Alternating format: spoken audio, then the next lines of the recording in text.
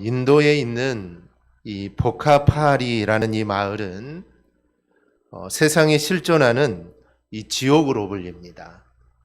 이 화산지대에 있는 이 마을은 집안이 불안전에 있어 갈라져 있고 그 사이로 이 석탄불이 타오릅니다. 게다가 유독가스까지 하루 종일 품어져 나옵니다. 이런 환경 때문에 이 마을 안에 있는 사람들은 이 제대로 걸어 다니는 것도 쉽지 않고 이미 지어진 집조차 이 무너지기가 이 다반사입니다. 인도 정부는 이곳에 거주하는 주민들의 안전을 위해 약 15km 떨어진 인근에 아파트를 짓고 이것으로 이주하기를 권유했지만 주민들은 이주를 거부한다고 합니다. 비록 지옥 같은 환경이지만 그래도 석탄을 캐서 하루에 2,000원, 3,000원의 일당을 벌 수 있기 때문입니다.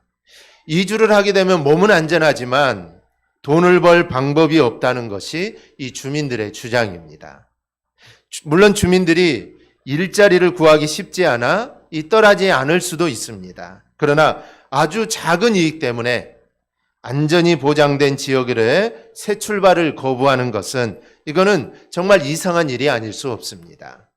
이 그리스 신화에 사람을 유혹하는 이 여신이 나오는데 그 이름이 세이레네스입니다.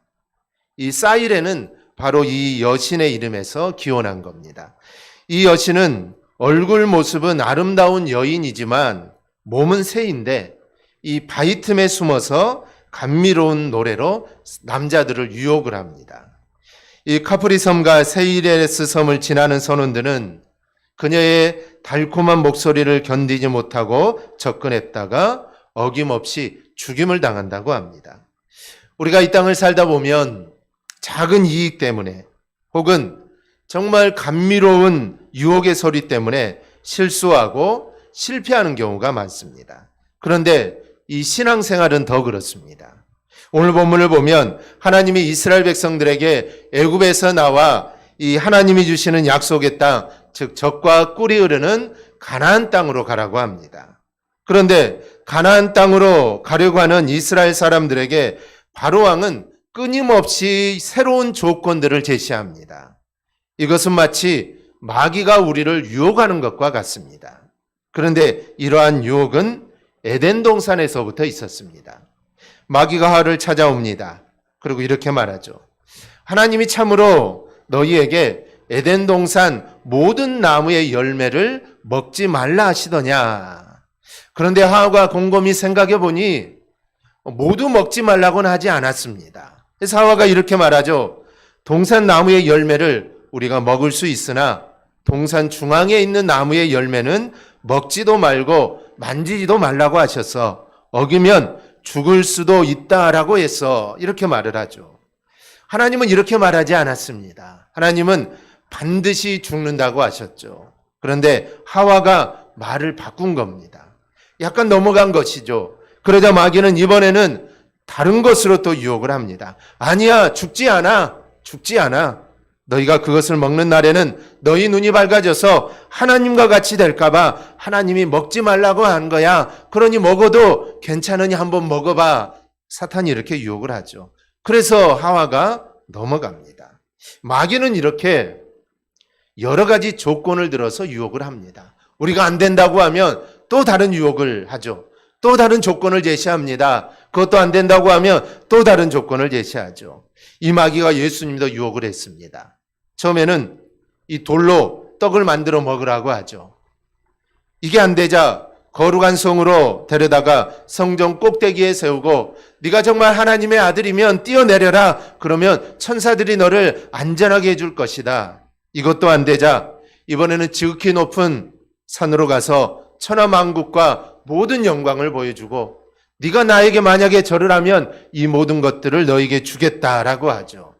그러나 주님은 이 모든 유혹을 이기셨습니다.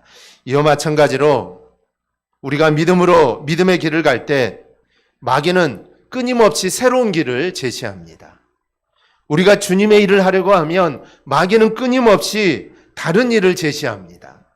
주님을 생각하고 살려고 하면 마귀는 우리 속에 다른 생각들을 또 집어넣습니다. 그래서 결국 우리로 하여금 신앙의 길로, 믿음의 길로 가지 못하게 합니다. 주님으로부터 멀어지게 합니다. 그러기에 오늘 본문 말씀을 중심으로 이 바로 왕이 적과 꿀이 흐르는 땅 가나안으로 가지 못하게 하는 전략이 무엇인지, 그리고 마귀가 우리가 주님을 잘 따르지 못하게 해서 우리가 받을 은혜와 복을 놓치게 하는 그 전략은 무엇인지 우리가 함께 살펴보려고 합니다. 그렇다면 바로 왕의 전략, 이 마귀의 전략은 무엇일까요?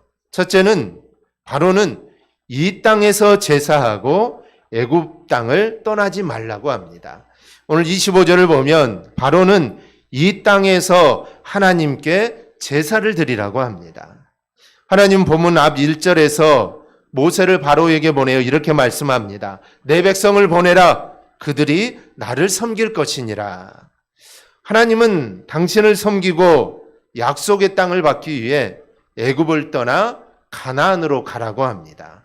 그래서 모세를 바로에게 보낸 것이죠. 그리고 그것을 거절하는 애굽에 피의 재앙, 개구리, 이의 재앙, 파리의 재앙을 내립니다.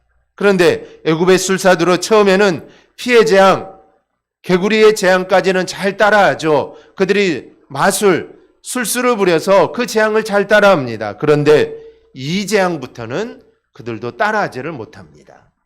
바로는 직감적으로 이것은 자신의 힘을 뛰어넘는 엄청난 신적인 존재가 개입하고 있다는 사실을 바로는 깨닫게 되죠. 그때부터 바로 왕은 이스라엘과 타협을 하기 시작합니다.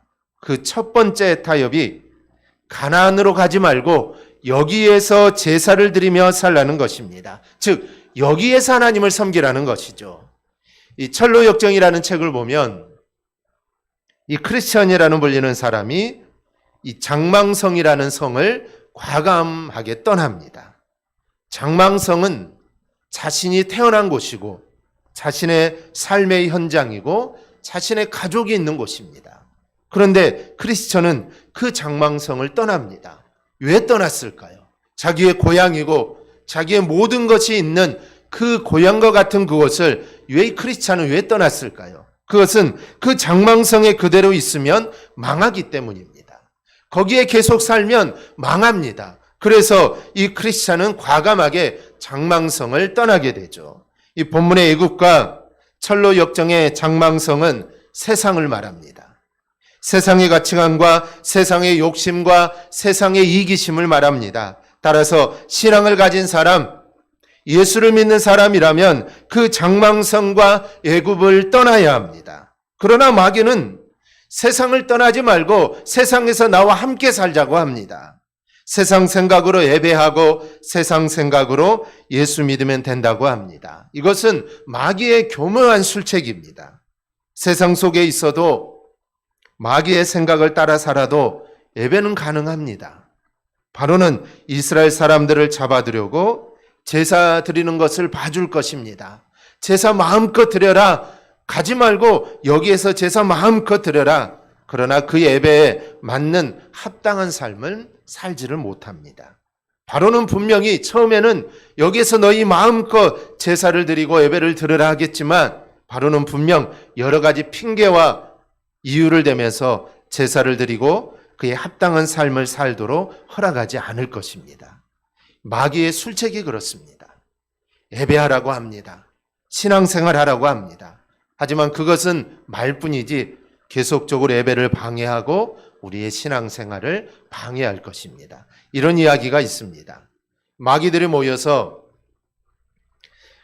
예수 믿는 사람들을 지옥에 빠뜨리기 위한 작전회의를 합니다. 젊은 마귀가 크리스찬을 다 죽입시다라고 소리를 칩니다. 그런데 늙은 마귀가 야 그건 안 된다. 순교는 교회 부흥의 씨가 된다라고 이렇게 반대를 합니다. 그러자 다른 마귀가 그러면 감옥에 가두어 버립시다 이렇게 말을 하죠. 그러자 이번에도 야 그것도 안 된다. 가두면 열심히 기도하고 성령의 역사가 일어나더라 이렇게 반대를 합니다. 그때 가장 나이 많은 마귀가 지혜를 짜내서 이렇게 말을 하죠. 열심히 전도도 하고 기도도 하고 성경도 보고 사랑도 하게 하자. 그러나 내일부터 하자라고 속삭이는 것이다. 어떻습니까? 그러자 마귀들이 만장일치로 이 사건을 통과를 시킵니다. 우리도 이럴 때가 얼마나 많은지 모릅니다. 내일부터 열심히 하자는 것입니다. 내일부터 열심히 기도도 하고, 내일부터 열심히 성경도 읽고, 내일부터 열심히 봉사도 하고, 내일부터 열심히 예배도 드리자라고 합니다. 그런데 이 모든 것들은 마귀의 속삭임입니다. 왜냐하면 내일은 내 것이 아니기 때문입니다. 주님은 마태복음 6장 34절에서 이렇게 말씀합니다. 그러므로 내일 일을 위하여 염려하지 말라. 내일 일은 내일이 염려할 것이요 한날의 괴로움은 그날로 족하니라. 이는 장래일은 하나님께 맡기고 현실에 최선을 다하라는 것입니다. 이 마귀는 우리가 예수 믿고 예배하여서 하나님의 은혜와 복을 받는 것을 마귀는 정말 싫어합니다. 그러니 마귀가 우리를 교묘하게 유혹할 때 우리는 마귀의 소리를 우리는 듣지 말아야 합니다. 야고보서 4장 7절은 그런즉 너희는 하나님께 복종하라. 마귀를 대적하라. 그리하면 너희를 피하리라 라고 합니다. 여기서 대적하라는 말은 명령형입니다. 즉 이 말은 마귀에게 적극적으로 대항하여 싸우라는 이 강력한 의미를 나타냅니다. 이 성도들이 끊임없이 마귀의 공격 앞에서 무너지지 않고 적극적으로 대적한다면, 즉 하나님 말씀에 우리가 순종한다면 분명 마귀는 성도들을 피할 것이고 마침내 성도들은 승리를 쟁취할 수 있게 되는 것입니다. 그러므로 우리는 마귀를 대적해야 하는 것입니다. 그럴 때 우리가 승리한다는 이 사실을 우리가 잊지 않기를 바랍니다. 둘째로 바로는 너무 멀리 가지 말라고 합니다. 바로는 가나안으로 가지 말고 여기서 살면서 제사를 드리라고 하자 이스라엘이 거절을 합니다. 그러자 바로는 다시 또 제안을 하죠. 28절을 보면 너무 멀리 가지 말라는 겁니다. 그러면 왜 바로는 멀리 가지 말라고 했을까요? 자기의 영향력 안에 두려고 하는 겁니다. 그래서 자기가 이스라엘을 다스리겠다는 것이죠. 마귀가 예수 믿는 사람들을 유혹하는데 예배를 드릴 때 진심을 다해 드리지 말라고 합니다. 기도할 때 너무 간절하게 하지 말라고 합니다. 신앙생활을 하는데 진심을 다해 하지 말고 기도하는데 간절하게 하지 말라는 것은 학생들에게 공부하는데 열심히 하지 말라는 것과 똑같습니다. 공부하되 야 시험 해라, 놀면서 해라. 얼핏 보면은 좋은 말 같기도 하고 이거 얼핏 보면 별것 아닌 것 같지만 이거는 엄청난 유혹입니다. 마귀가 우리를 자기의 영향력 아래 두고 우리를 자기 마음대로 하기 위한 유혹인 것입니다. 분명히 말씀드리지만 우리는 마귀의 저주와 멸망에서 벗어나 하나님의 자녀가 된 사람들입니다. 우리는 하나님께 복을 받은 사람들입니다. 에베소서 2장 10절을 보면 우리는 그가 만드신 바다라고 말을 합니다. 여기서 이 만드신 바라라는 말은 헬라어로 포이에마라는 단어인데 이것은 하나님의 작품이다라는 것입니다. 하나님은 우리 모두를 하나님의 작품으로 만들었습니다. 하나님의 걸작품으로 만들었다는 것이죠.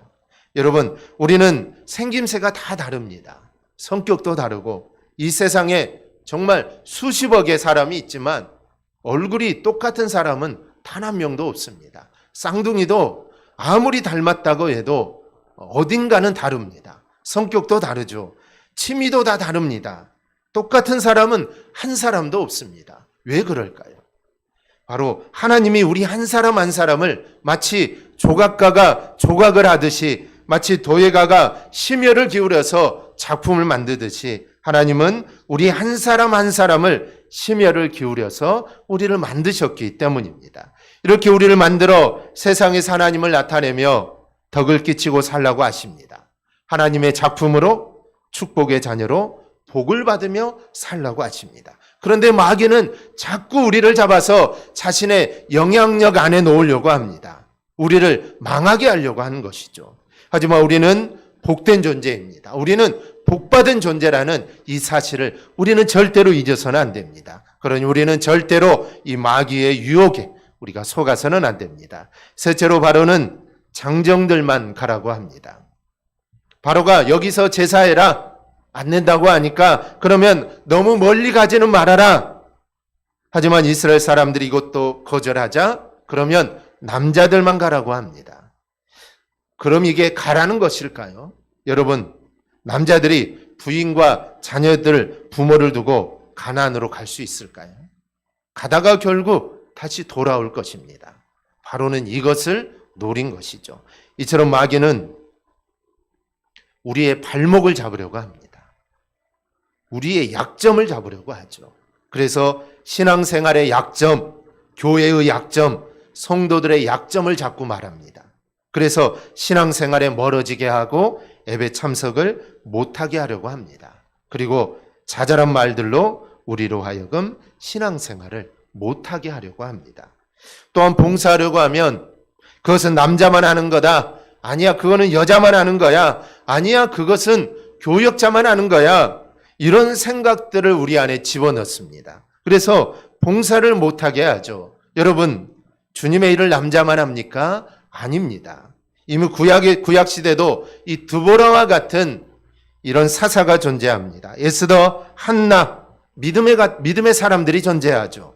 신약에서 예수님의 사역을 아주 물신양면 뒷받침해줬고 돌봤던 사람들이 누굽니까? 마리아와 같은 여인들입니다. 안나와 시므온 같은 나이가 많은 사람들을 통해서도 하나님은 역사하십니다. 성경은 남녀노소 구분이 없습니다. 누구나 일할 수 있고 누구나 헌신할 수 있고 누구나 봉사할 수 있습니다. 누구나 예수를 믿으면 그 사람이 나이가 많든지 아니면 나이가 작든지 이거는 상관이 없습니다. 예수 믿는 사람은 하나님은 누구든지 일하게 하십니다. 그럼 왜 하나님은 일하게 하실까요? 나는 이제 나이도 많고 나는 몸도 좋지 않고 나는 할 일도 많고 너무나 바쁜데 왜 하나님은 그런 사람들을 불러서 일을 하게 할까요? 그 이유는 상급과 연결되기 때문입니다. 즉 복받는 일이기 때문이죠. 요한계시록 22장 12절을 보면 보라 내가 속히 오리니 내가 줄 상이 내게 있어 각 사람에게 그가 행한 대로 갚아주리라. 하나님이 우리에게 일하라고 하신 것은 하나님이 우리에게 복을 주시기 위함입니다. 그런데 마귀는 우리가 주님과 멀어지고 복에서 멀어져서 저주와 멸망당하는 것을 원합니다. 그래서 교모하게 우리를 교회에서 예배에서 기도에서 찬송에서 멀어지게 합니다. 그게 누구이든 그게 어떤 누구이든 우리를 교회에서 예배에서 또 기도와 찬송에서 멀어지게 만든다는 것은 나를 이용하는 것이 아니라 바로 나를 망하게 하는 것입니다. 그러므로 우리는 이런 사람들로부터 우리는 돌아서야 합니다. 바로처럼 이스라엘을 이용하는 척합니다. 여기서 예배하라. 왜 멀리 힘들게 가나안까지 예배하느냐? 여기에서 모든 것이 있으니 여기서 예배하라. 얼마나 좋은 말입니까? 하지만 이것은 결국 이스라엘을 망하게 하는 것입니다. 우리가 교회와 예배와 기도와 찬송으로부터 멀어지게 하는 것은 나를 위한 것이 절대로 아닙니다. 결국은 나를 망하게 하는 것입니다. 그때는 좀 편하고 그때는 좀 좋겠지만 결국은 나를 망하게 합니다. 우리가 이 사실을 기억하고 이러한 자들로부터 돌아서는 여러분이 꼭 될 수 있기를 바랍니다. 네 번째로 바로는 물질은 두고 가라고 합니다. 바로가 여기서 제사하라. 너무 멀리는 가지 말라. 그러면 장정들만 가라. 그래도 이스라엘이 다 거절을 하죠. 마귀는 마지막으로 출애굽기 10장 24절에서 양과 소는 두고 가라고 합니다. 물질을 두고 가라는 것이죠. 바로는 마귀는 우리의 최대 약점이 물질에 있다는 것을 너무나 잘 알고 있습니다. 우리 주님은 사람들이 물질을 얼마나 소중하게 생각하는지 물질이 있는 곳에 사람의 마음이 있다고 합니다. 마태복음 6장 21절을 보면 내 보물 있는 그곳에는 내 마음도 있느니라. 인간의 마음, 즉 이 사랑과 관심은 그가 아끼고 사랑하는 자신의 보물에 그 초점이 맞추어져 있습니다. 그래서 모든 것이 그 초점을 따라 움직입니다. 이 돈에 그 마음의 초점을 맞춘 사람은 장사꾼이 되고 남의 물건에 그 마음의 초점을 맞춘 사람은 도둑질을 하게 됩니다. 학문에 그 마음을 맞춘 자는 학자가 되는 것이죠. 그렇다면 우리는 마땅히 그 우리의 마음의 초점을 어디에 맞춰야 하겠습니까? 우리의 보아가 무엇입니까? 우리의 보아는 오직 예수 그리스도입니다. 그렇다면 우리의 마음은 오직 예수님께 맞추어야 합니다. 여러분, 북한에서 이 자체 생산한 라디오나 텔레비전은 채널이 고정되어 있다고 합니다.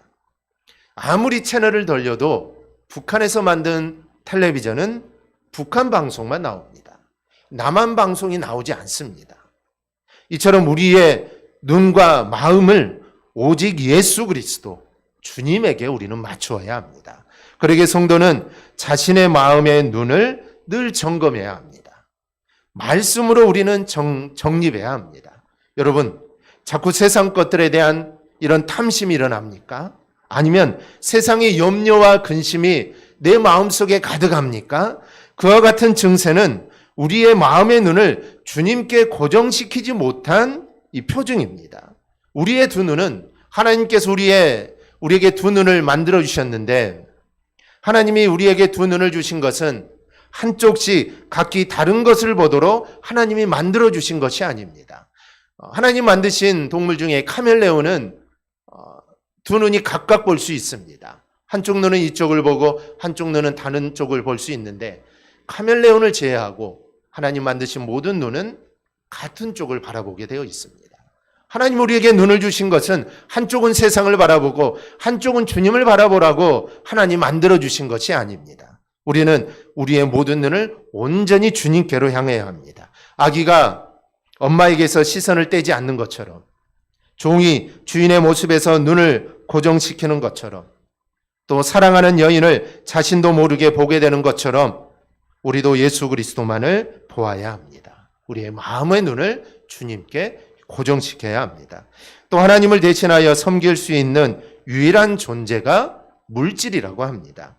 누가복음 16장 13절을 보면 지바인이 두 주인을 섬길 수 없나니 혹 이를 미워하고 저를 사랑하거나 혹 이를 중히 여기고 저를 경히 여길 것임이니라. 너희는 하나님과 재물을 겸하여 섬길 수 없느니라. 둘 중 하나가 마음의 중심이 된다는 겁니다. 그래서 하나님과 물질을 겸하여 섬길 수 없다라는 것입니다. 그런데 그런 물질을 두고 이스라엘 사람들이 가게 된다면 이스라엘 사람들은 반드시 다시 돌아오게 될 것입니다. 아마 하나님은 이 이스라엘이 이런 마음을 아셨겠죠. 그래서 출애굽할 때 하나님은 이스라엘 사람들에게 너희들이 너희 주변의 사람들에게 빌릴 수 있는 것들 모두 다 빌려가지고 가지고 가라고 합니다. 그래서 물질을 이웃에게 금은보화를 가지고 오게 해서 그것을 가지고 애굽을 떠나라고 하죠. 그냥 가라고 하지는 않았습니다. 하나님이 물질을 애굽에 다 놓아놓고 가라 하지 않았죠. 너희가 가져갈 수 있는 만큼 가져가라고 했습니다. 왜 그러셨을까요? 만약에 그 모든 물질, 소, 양 놔두고 갔다면 아마 이스라엘은 다시 애굽으로 돌아오고 말았을 것입니다. 그것을 하나님은 아셨겠죠. 그래서 하나님은 그렇게 했다는 것입니다. 물질이 아니더라도 우리가 광야의 이스라엘 사람들의 삶을 보면 물질이 아니더라도 그들은 애굽을 그리워했습니다. 먹는 것 때문에 애굽을 늘 그리워했죠. 그런데 만약에 물질을 두고 갔다면 몇 발자국도 가지 못하고 그들은 반드시 돌아왔을 것입니다. 우리가 때로 신앙생활 하다가 물질 때문에 시험에 드는 분들이 계십니다. 그러나 절대로 시험에 들어서는 안 됩니다. 마귀는 교묘하게 시험에 들게 조장하고 우리의 마음을 움직입니다. 물질에 대한 생각은 우리가 한 가지만 하면 됩니다. 그것은 바로 청지기 정신입니다. 모든 것은 하나님의 것인데 나는 잠시 맡았을 뿐입니다. 그러면 어떻게 사용해야 될지 답이 나오게 됩니다. 우리가 이 세상을 떠날 때 물질을 조금이라도 가지고 가는 사람은 단 한 명도 없습니다. 우리는 다 놓고 갑니다. 왜 놓고 갈까요? 내 것이 아니기 때문입니다. 내 것이라면 가지고 가야겠죠. 그런데 물질은 내 것이 아닙니다. 그러니 내 것이 아닌 물질을 어떻게 써야 할지 우리가 신앙적으로 생각해 보면 물질로 인해 시험이 될 일이 없다라는 것입니다. 서두에 제가 이 세이레네스라는 사람을 유혹해서 죽게 하는 이 여신에 대해 말씀드렸는데, 음악가인 오르페우스는 이 유혹의 노래를 물리쳤다고 합니다. 모든 사람들이 이 여인의 목소리에 홀려서 다 죽음을 맞이했는데 이 음악가인 오르페우스는 죽지 않았다는 것이죠. 비결이 뭘까요? 그 비결은 오르페우스는 더 큰 목소리로 노래하여 그 소리를 듣지 않았다는 것입니다. 자기가 더 큰 소리로 노래를 해서 그 소리가 들리지 않았던 것입니다. 우리가 인생을 살다 보면 가끔 감미로운 유혹의 노래가 들려옵니다. 기회는 많지 않다. 더 많이 벌고 더 출세해서 나중에 좋은 일을 하면 되지 않느냐. 이런 감미로운 목소리가 우리에게 들려옵니다. 유혹이라는 것은 항상 명분과 핑계를 무기로 성도를 무너뜨립니다. 명분이 없는 게 아닙니다. 핑계가 없는 게 아닙니다. 다 명분이 있고 다 핑계거리가 있습니다. 그러기에 우리가 넘어진 것이죠. 명분도 없고 핑계거리도 없다면 넘어지지 않을 것입니다. 그런데 다 있습니다. 그러기에 우리가 이런 유혹을 이기는 길은 바로 주님의 소리입니다. 그 유혹의 소리보다 주님의 소리가 더 크면 우리는 그 유혹을 물리칠 수 있습니다. 사도행전 16장을 보면 빌립보에서 전도하다가 우울하게 매를 맞고 옥에 갇힌 바울과 실라가 감옥에서 찬송하고 기도하니 옥문이 열리는 기적이 일어납니다. 옥문이 열렸으니 바울과 실라는 이제 얼마든지 도망갈 수 있습니다. 이 기회가 아닙니까? 우리는 대부분 이런 상황에서 문이 열리면 기회라고 생각을 할 것입니다. 얼마나 좋은 기회입니까? 이거는 하나님의 뜻이다. 지금 옥에 갇혀서 전도도 못하고 정말 어려움을 당하고 있는데 옥문이 열렸으니 이거는 전도하라고 가라는 하나님의 뜻이다. 아마 모든 사람들이 그렇게 생각을 할 것입니다. 그런데 이것은 유혹이 아니라, 이것은 기회가 아니라 이것은 유혹이었습니다. 왜 그럴까요? 바울과 실라가 빌립보에 온 목적은 안락함과 평안함을 위해서 온 게 아닙니다. 이들이 빌립보에 온 것은 전도하고 영혼을 구원하기 위함입니다. 그것이 자신의 사명입니다. 그러기에 문이 열려도 도망하지 않고 있다가 간수가 감옥 문이 열린 것을 알고 자결하라고 하자 바울이 이렇게 말하죠. 내 몸을 상하게 하지 말라. 우리가 다 여기 있노라. 기회라는 것은 목적을 이룰 수 있는 가능성이 매우 높아진 상태가 기회인 것입니다. 그렇다면 바울에게 기회란 도망가는 것일까요? 아니면 그 자리에 있는 것일까요? 당연히 옥문이 열렸지만 도망갈 수 있지만 그 자리에 있는 것이 지금 사도 바울에게는 기회였던 것입니다. 만약 바울이 옥문이 열렸다고 이것이 나에게 기회다라고 생각하고 도망했다면 간수와 그 가족을 변화시키는 일은 불가능했을 것입니다. 빌립보의 복음을 심는 일도 아마 불가능했을 것입니다. 그리고 타로 간 도망자가 될 수밖에 없었을 것입니다. 자신이 어디에 서야 하는지 아는 것이 바로 사명입니다. 옥문이 열렸지만 나에게 정말 많은 사람들이 기회라고 생각하고 너는 이 기회를 반드시 잡아야 한다라고 그런 말을 하지만 내가 어떻게 해야 되는지 아는 게 바로 사명이라는 것이죠. 그러기에 사명의 자리를 떠나는 것은 유혹입니다. 사명의 자리를 떠나는 것은 이거는 유혹입니다. 이스라엘 사람은 마땅히 하나님이 주신 약속의 땅인 가나안으로 가야 합니다. 이것이 자신들의 사명입니다. 그러나 바로 왕은 달콤한 유혹의 말로 그들을 가지 못하게 합니다. 그것은 바로 우리를 믿음의 길로 가지 못하게 하는 마귀의 소리와 똑같습니다. 베드로전서 5장 8절을 보면 근신하라 깨어라 너희 대적 마귀가 우는 사자같이 두루다니며 삼킬 자를 찾는다라는 말이 있습니다. 마귀를 우는 사자라고 합니다. 이 말은 슬퍼서 울고 있는 게 아닙니다. 사자가 슬퍼서 마귀가 슬퍼서 우는 게 아닙니다. 이 우는 사자라는 말은 마치 배가 고파서 으르렁거리는 사자의 모습이나 먹이를 잡아두고 승리의 환호로 포효하는 사자의 모습을 의미합니다. 베드로는 마귀가 이와 같다고 합니다. 이러한 마귀가 삼킬 자를 찾기 위해 이리저리 돌아다니기 때문에 성도는 한시라도 방심해서는 안 되는 것입니다. 그러기 위해서는 그 방심의 그 사자의 유혹에, 사탄의 유혹에 넘어가지 않기 위해서는 깨어 있어야 합니다. 깨어 있지 못하면 바로의 유혹에, 사단의 유혹에, 마귀의 유혹에 넘어갈 수밖에 없습니다. 오늘 말씀을 보면서 우리가 무슨 말을 들어야 할지, 즉 누구의 말을 들어야 할지, 그리고 어떤 것이 축복의 길인지 우리가 깨달을 수 있기를 바랍니다. 바로의 말이 아니라, 마귀의 말이 아니라 하나님의 약속, 하나님의 말씀이 바로 축복의 길입니다. 그래서 우리를 정말 달콤하게 유혹한다고 해도, 마귀가 우리를 유혹한다고 해도 그 길은 축복의 길이 절대로 아닙니다. 처음에는 축복의 길처럼 보일 수도 있습니다. 모든 일들이 잘 될 수도 있습니다. 형통의 길로 갈 수도 있습니다. 하지만 마지막은 멸망입니다.